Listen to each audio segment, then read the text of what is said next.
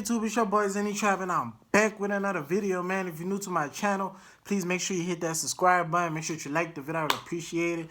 Today we got Ice Cube wants Jennifer Lopez to run after Diddy, man. So without further ado, after Diddy leaks videos, man. Without further ado, let's get straight to this video, man. Gang! What club am I talking about? I'm talking about the club of gatekeepers that we all got to deal with. I didn't like him because, you know, Sean and I were very different that way. You know, I was very, like, family-oriented, and that's how I was raised. Once I got to know him and, you know, we became friends first, and then we developed this bond. The jurors also wanted to hear a readback of testimony relating to Combs' former girlfriend, actress-singer Jennifer Lopez, who was in the Navigator when it was stopped by police. An officer testified that everyone in the SUV was ordered to put their hands on the vehicle, but Lopez walked away, saying she was going home. Y'all, J-Lo's definitely not having the best time this year. I mean, first her movie flops, then she's catching heat on TikTok for her Bronx obsession, and now to add to the mix, there are rumors swirling around that Diddy might snitch on her about that incident back in '99, that she's been desperately trying to sweep under the rug. And it looks like none other than J-Lo's former co-star from Anaconda, Ice Cube, has something to say about this mess. Word on the street is that Ice warned J-Lo she better get her story straight about that '99 because the feds are reportedly getting ready to reopen the case, and she'll most likely be called to testify. A woman who claims Diddy shot her in the face that night recently spoke out to confirm she will cooperate with the feds if the case is reopened, and she also revealed that Diddy openly bragged about using J-Lo as his gun mule to smuggle the weapon in the club where the shooting happened. So what's next for J-Lo? Is she really getting caught in the Diddy shenanigery by the feds? And will she take Ice Cube's advice and testify against Diddy this time around? Let's break it down. As she was being detained, a gun was discovered in the vehicle. At that point, a sergeant on the scene ordered everyone who was in the vehicle under arrest. The officer quotes Lopez as saying, "It's not my..." J-Lo's relationship with Diddy is back in the spotlight thanks to some fresh drama from way back in 1999. So, you know how Rodney Lil Rod Jones filed a lawsuit against Diddy back in February accusing him of running a RICO enterprise, right? Well, Lil Rod recently submitted an amended lawsuit, and this time he included some new details about that 1999 nightclub that led to both Diddy and J-Lo getting arrested. According to Lil Rod, Diddy confessed to being involved in a shooting, and he allegedly bragged that J-Lo was the one who passed him the gun. The incident took place on the night of December 27th, 1999, when Diddy and his then-girlfriend J-Lo and bad boy artist Shine were partying at Midtown's Club New York. Things took a dramatic turn when Diddy allegedly spilled a drink on this guy, Matthew Alien, aka Scar, a Brooklyn ex-con with a bit of a temper. Scar turned around and threw some cash in Diddy's face, wrapped up like he was making it rain. And he started mouthing off about Diddy's spending habits. Next thing you know, tempers flare, shots are fired, and chaos erupts. Eyewitnesses swear they saw Diddy's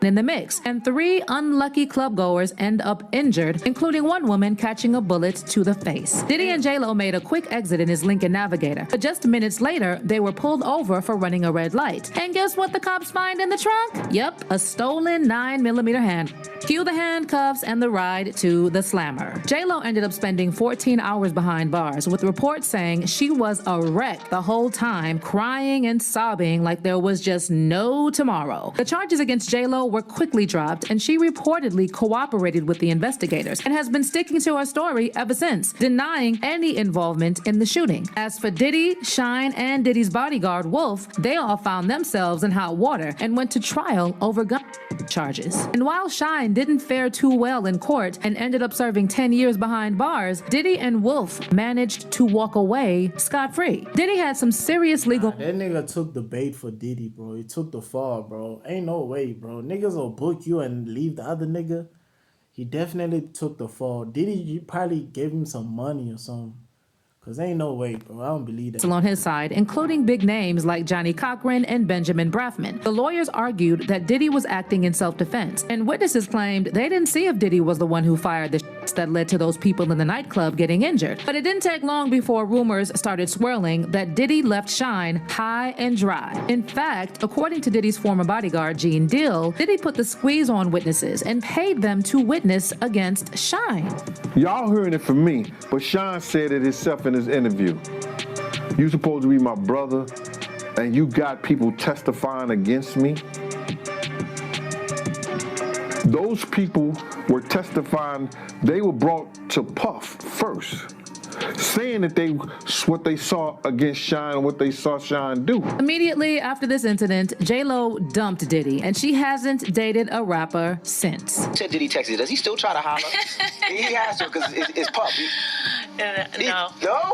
That was an awkward no, all right. No, she said no. Has Diddy ruined it for like black guys or just hip hop guys? Like, after him, he's like, I'm not dating no more black hip hop guys ever again. You know what? I'm a little bit off musicians, I'm not gonna lie. Okay.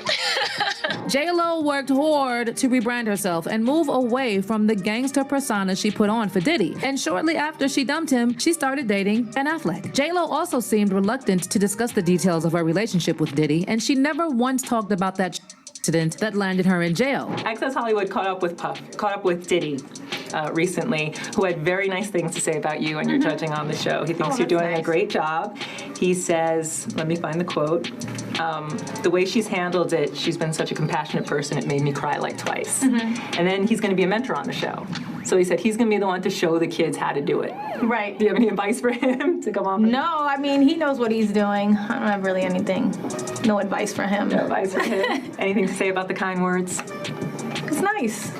It's sweet. But it looks like all that work J-Lo put in over the years to sweep that whole mess with Diddy under the rug is now coming back to haunt her. Last month, Diddy's former producer, Rodney Lil Rod Jones, filed an amendment to the lawsuit against Diddy and claimed that Diddy shared that he was responsible for the in the nightclub in New York City with rapper Shine, and that Jennifer carried the firearm into the club for him and passed him the gun after he got into the altercation with another individual. Meanwhile, the woman who got in the face during the incident has now come forward, claiming that for the past 24 years, she's been shouting from the rooftops that Diddy was the one who her. And yet, no one paid attention to her, and people accused her of lying. Natanya Rubin, who was one of the 3 victims in the club shooting, recently talked about Lil Rod's lawsuit, and she again confirmed that Diddy was the one who shot her in the face. Natanya pointed out how Cassie mentioned in her lawsuit filed against Diddy back in November that Diddy made her carry a handgun in her purse. And according to Natanya, this has been Diddy's MO since the 90s.